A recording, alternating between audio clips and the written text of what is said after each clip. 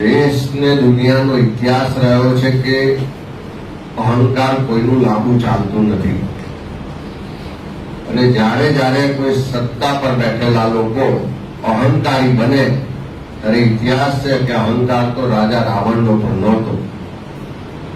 એવા સંજોગોમાં જો રાવણનો અહંકાર ના રહ્યો હોય તો આધુનિક જે ભારતીય જનતા પાર્ટીના નેતાઓ છે જે સત્તાના નશામાં રાવણની ભાષામાં વાત કરી રહ્યા છે અને ખાસ કરીને નારી શક્તિનું અપમાન કરવું, નારી શક્તિ માટે આવા હલકી કક્ષાના શબ્દો વાપરવા, ભાષણોમાં એવા શબ્દોનો પ્રયોગ કરવો હું માનું છું કે અમે એને સખત શબ્દોમાં વખોડીએ છીએ અને જગદીશભાઈ વિશ્વકર્મા એ ભારતીય જનતા પાર્ટીના પ્રદેશના અધ્યક્ષ છે। એમને કદાચ ખ્યાલ નહીં હોય કે ગેરીબેન ઠાકોર એક ઠાકોર સમાજના સામાન્ય પરિવારમાંથી આવી અને જાહેર જીવનમાં કામ કરતા કરતા આજે બનાસકાંઠાના એક લોકપ્રિય સાંસદ છે। એમની એક આગવી પ્રતિભા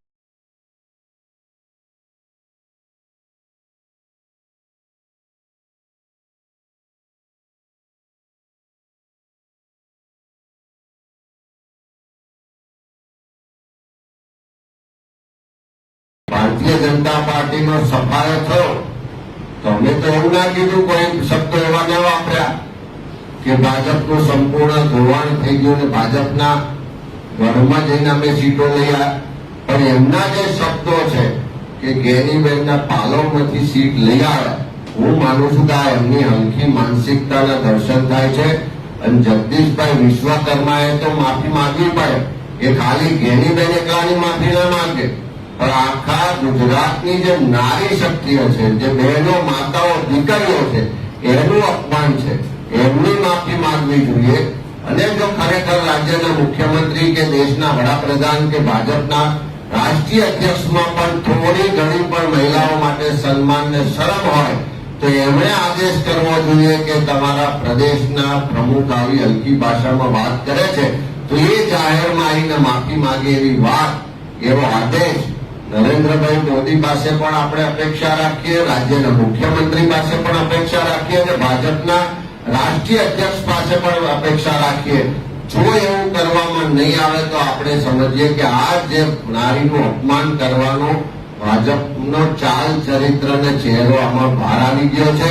આ મનુવાદી માનસિકતા વાળો ભારતીય જનતા પાર્ટીનો પક્ષ કે જેણે મનુવાદની જે એની વ્યવસ્થાઓ હતી એમાં જ નારીઓને ખૂબ નીચલી કક્ષાએ ગણવામાં આવતા હતા। એ જ માનસિકતાથી આજે આ પ્રવચનો, ભાષણો, આ શબ્દો બોલાઈ રહ્યા છે અને સખત શબ્દોમાં વખોડીએ છે। જગદીશભાઈએ ગુજરાતની મહિલાઓની પણ માફી માંગવી પડશે અને નહીં માંગે તો આવનારા દિવસમાં ગુજરાતના લોકો પણ એમને માફી મંગાવશે।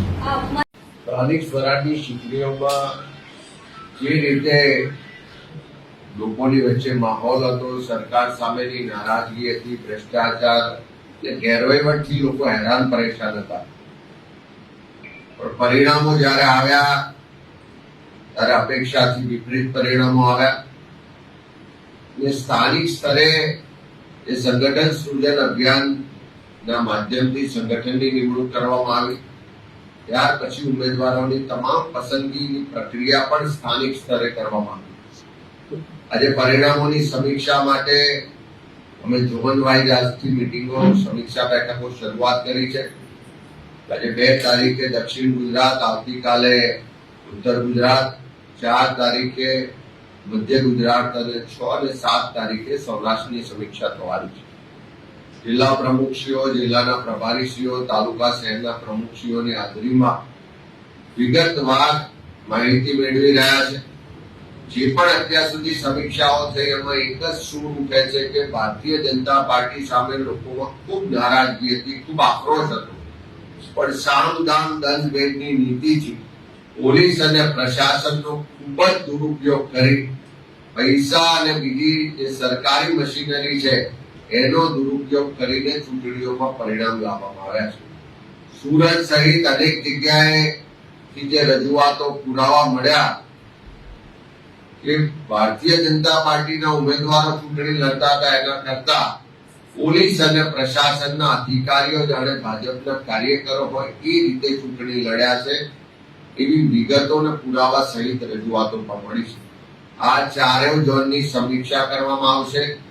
ચારેય ઝોનમાં જે મત મળ્યા છે એનું એનાલિસિસ પણ કરવામાં આવશે.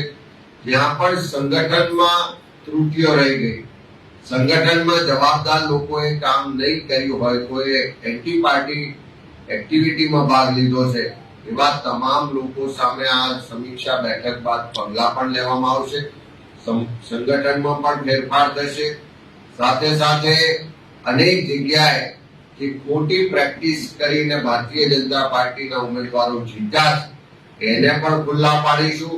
જે અધિકારીઓ, જે પોલીસ તંત્રના લોકોએ ભારતીય જનતા પાર્ટીનો હાથો બનીને કામ કર્યું છે એના પણ પુરાવા જ્યાં જ્યાં મળ્યા છે એની સામે પણ આવનારા દિવસોમાં કાયદેસરની કાર્યવાહી પણ કરીશું ને એને જવાબ આપવો પડે એવી સ્થિતિમાં પણ લાવીશું. ઓવરઓલ આ સમીક્ષા બેઠક બાદ નવેસરથી દરેક જિલ્લામાં જઈ ઉમેદવારો સાથે, કાર્યકરો સાથે વિસ્તૃત સંવાદ કરવામાં આવશે અને 2027ના મિશન સાથે જમીન પરથી સંગઠનને મજબૂત કરી ફરીથી લોકો વચ્ચે જવાના કાર્યક્રમો સાથે કોંગ્રેસ પાર્ટીના અમારું નેતૃત્વ કાર્યકરો આગળ વધશે.